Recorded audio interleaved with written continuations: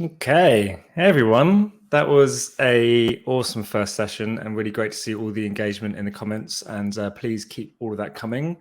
But we've got an exciting one now, and we're going to get into some augmented reality. So yeah, to start off with, I'm Phil. I'm the creative director of New Horizons here at Superside, and have helped launch our in-house 3D and augmented reality teams, and been working with lots of our lovely customers on some great experiences recently. But I'm very excited about this session. We've got a true expert with us, and I'm really excited to hear all of his knowledge and ask him some questions. And please put some more questions in the chat, and I'll ask him for you. But yeah, welcome, Dan Moller. Hey, Phil. It's great to be here. Thanks so much for having me. Oh, good. Well, I'm going to just introduce you, Dan. Dan collaborates with creators, businesses, and educators to help them innovate through augmented reality on meta platforms. He has an amazing background in academia, high-end visual effects, and real-time production.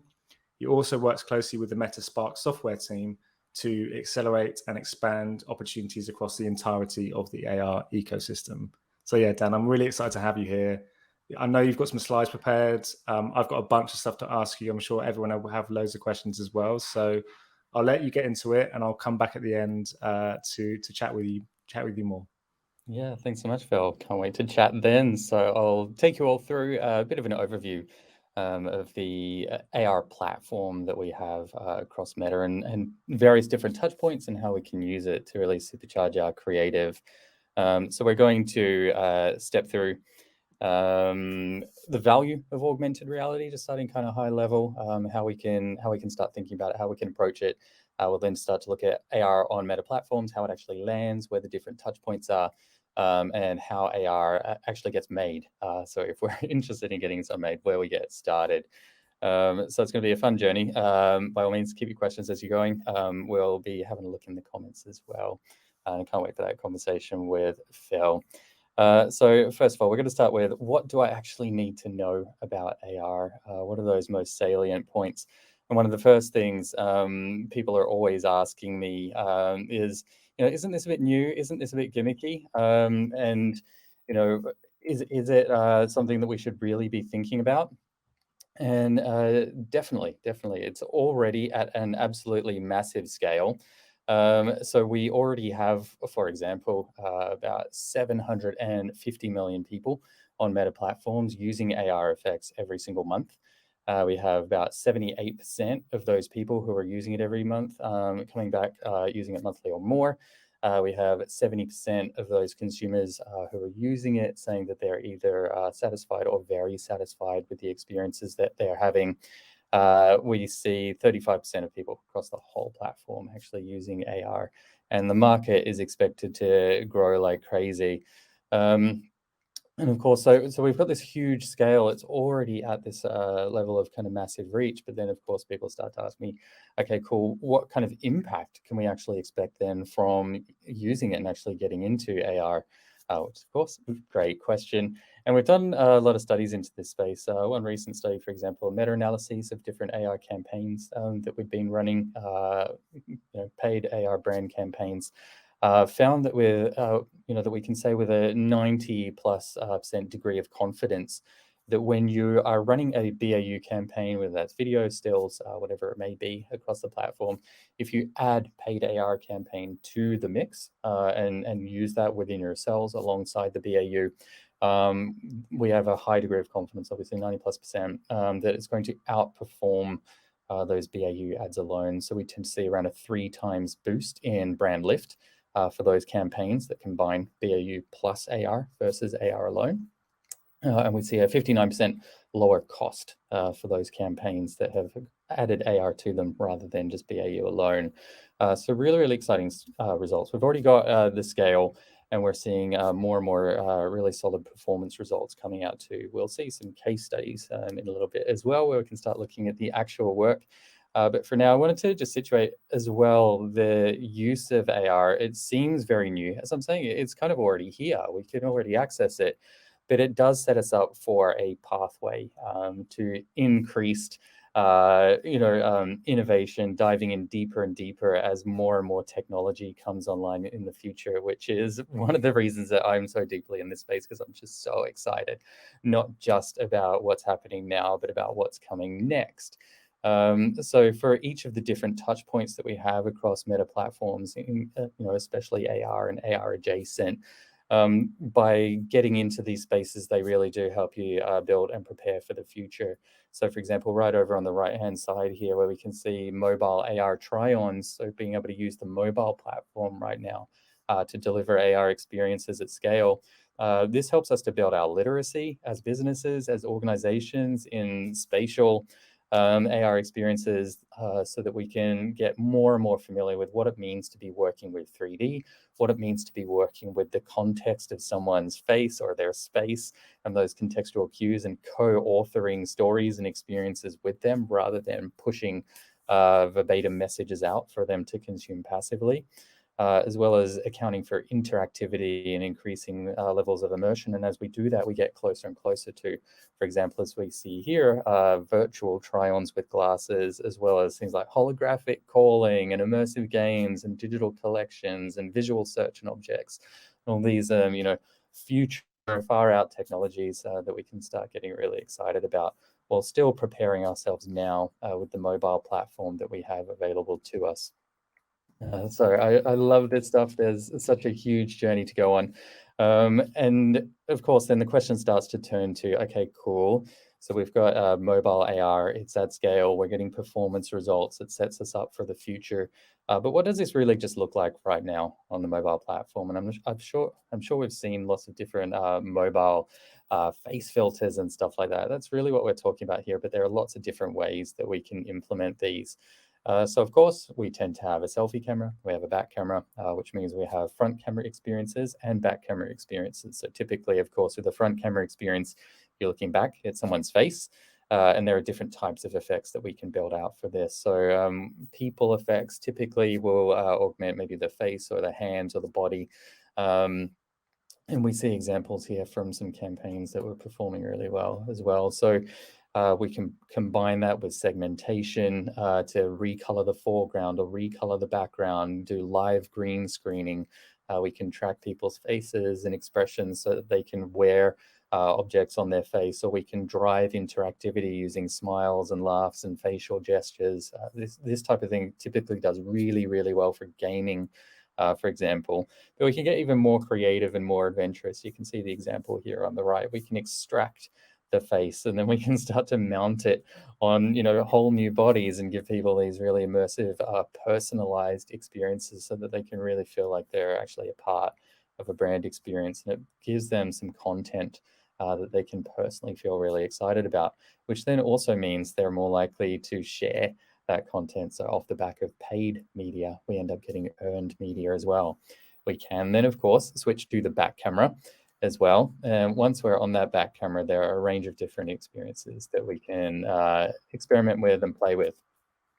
Mostly, when it comes to the back camera, we're talking about different forms of plane tracking. So on the Meta Spark platform that powers all of the AR experiences across Meta, we can track multiple different planes. So it could be a flat ground plane, it could be a tabletop, it could be walls, ceilings, and so on. And we can track them all at the same time and then place items on those surfaces. So we can see here on the left, this can work really, really well for testing out, for example, multiple pieces of furniture and looking at different colorways and seeing how we can mix and match different pieces of furniture in a living room.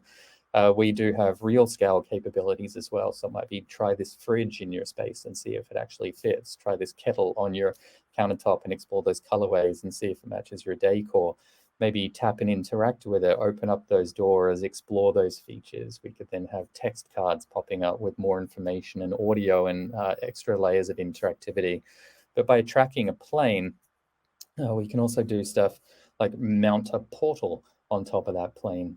So we can have a doorway into a whole virtual world someone can actually walk through, in which case we start to really blend the worlds of augmented reality and virtual reality. So at this point in time, if we're going to a portal and we're looking around inside it in our device and all of that content is virtual content that's laid in that space. Is it virtual reality or augmented reality?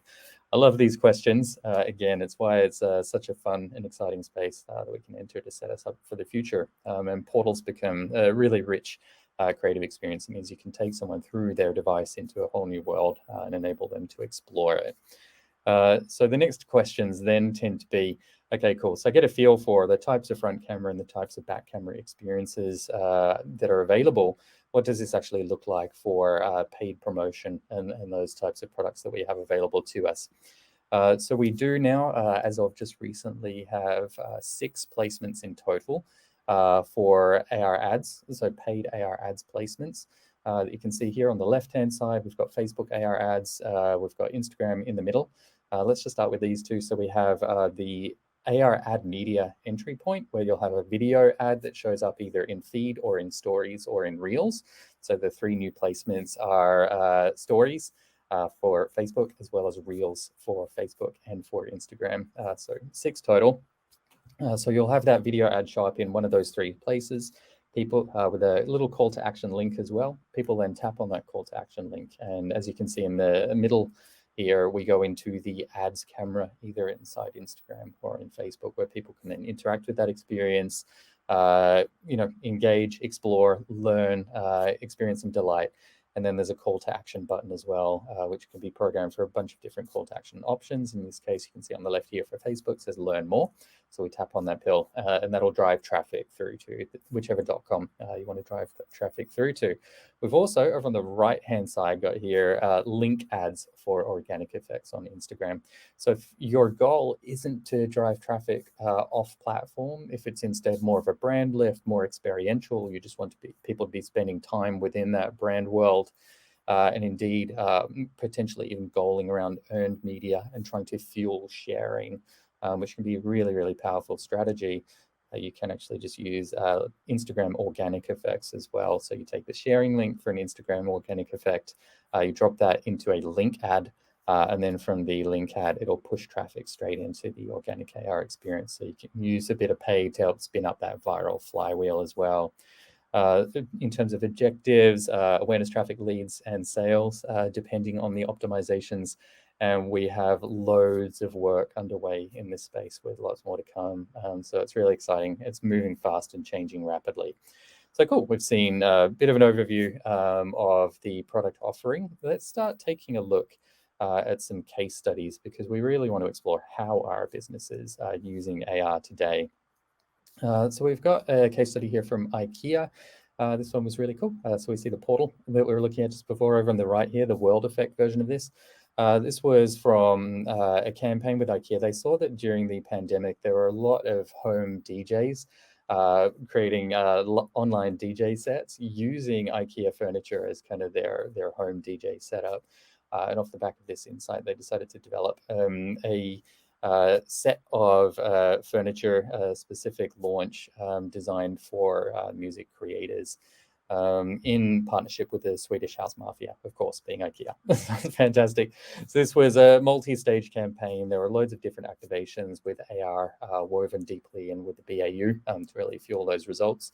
It started off with a selfie effect that was kind of drawing on the vibe and teasing the activation before the actual reveal, with the portal then acting as the reveal, where people could then go and get up close to the product. So by staging multiple AR experiences, we're able to drive people down the funnel.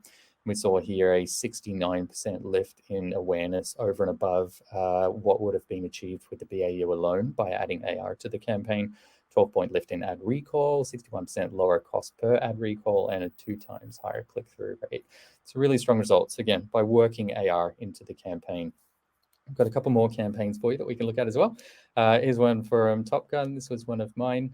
So this was working with Paramount Pictures. That we've done some research, found that younger audiences were less familiar with the original Top Gun. So when Top Gun Maverick was coming out, how do we draw on that kind of legacy and get people excited about it, when many of the younger audiences, the original film being so long ago, weren't really that familiar with the IP. Much less familiar with Tom Cruise, strangely, as well. What they did find through research, though, is that the younger audiences really thought the fighter jets were cool. So we built an AR experience that puts you in the cockpit of the fighter jet. It's a bit gamified as a selfie effect, as an AR flight school. And we released this sort of as an AR trailer drop. So when the trailer was going out for the film, we intercut the AR experience with the trailer to help get people excited from the film itself, but then drive traffic into the AR experience so people could feel like they were a part of it. We saw, again, off the back of this one, 16-point lift in standard ad recall, 5.5-point lift in action intent, which is really hard to move for these younger demos as well when it comes to intent to go and see a film.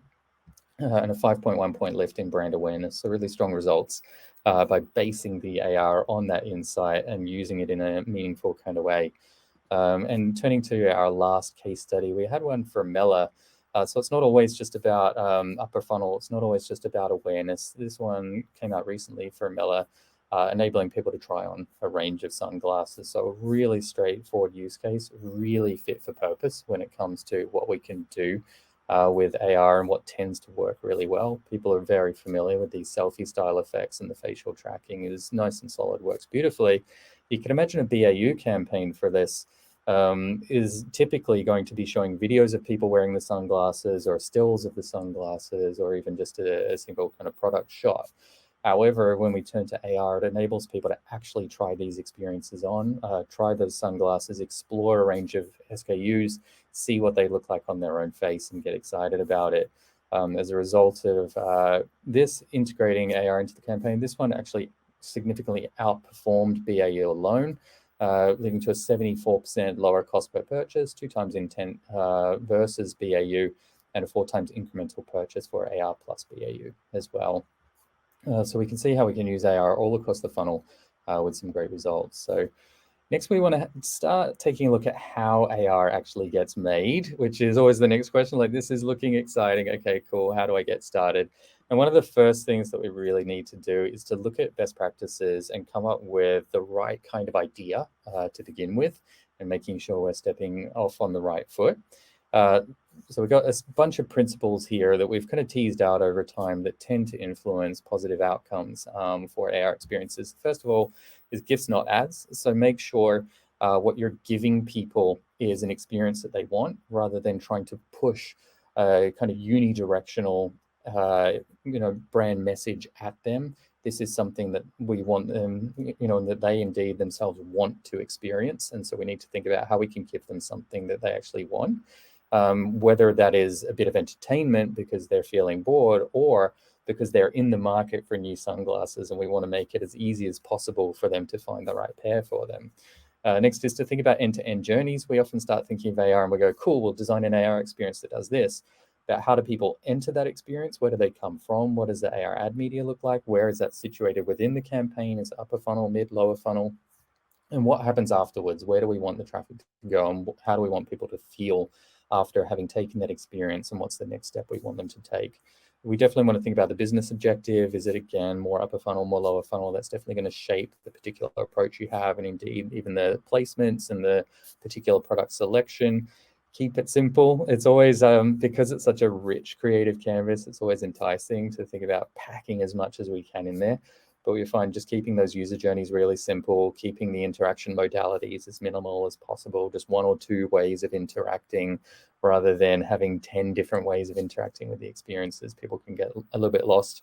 And lastly, just remember, we need to ask ourselves, is it possible? Like, none of this is magic. Ultimately, there are still things that we can do in AR and things that we can't yet do. So just being really, really sure of how this is all landing. That we can actually do what we want to do. So moving forward, when it comes to AR workflow, we build some software called Metaspark Studio. Metaspark Studio is a desktop application people use to build these experiences, so we can partner with different developer agencies. We can then take those experiences, publish them from Metaspark Studio into the Metaspark Hub. Anyone with a Facebook login has that Metaspark Hub, where we can choose to publish to ads or to organic. And from there, we can either pick up that paid AR experience inside Ads Manager to attach it to a campaign, or we can use it in organic. It'll appear on our Facebook or our Instagram accounts.